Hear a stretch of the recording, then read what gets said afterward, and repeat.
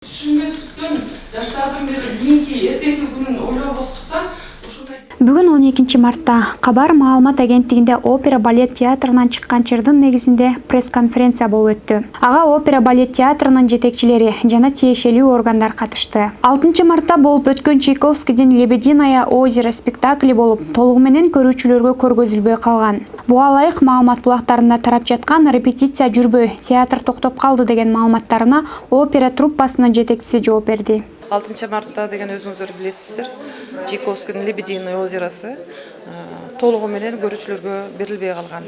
Жанагы жаштарыбыздын жанагындай инцидентинен кийин.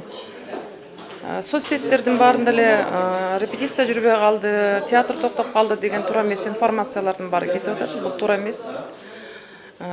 Ошол эле артисттер, балеттин артисттери иштеп жатышат, күнүгө репетициялар болуп атат.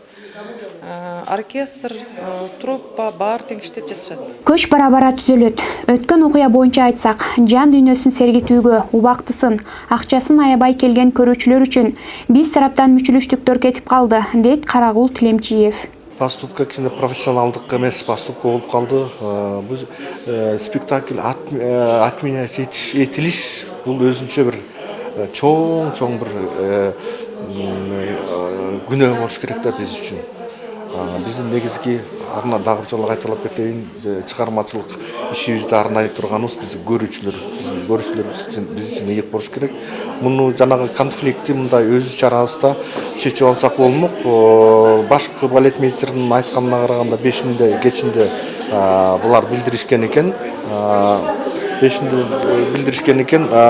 Мындай ишти эртерээк жасаш керек болчу. Бул эч жактан бери эле келаткан биз билебиз. Жыйынтыгында опера балет театрынын өкүлдөрү жалпы спектакль көрүүчүлөрүнөн кечирим сурап, маданиятыбызды мындан ары кынтыксыз өстүрүүгө болгон күчүбүздү жумшайбыз деген ойлорун айтышты.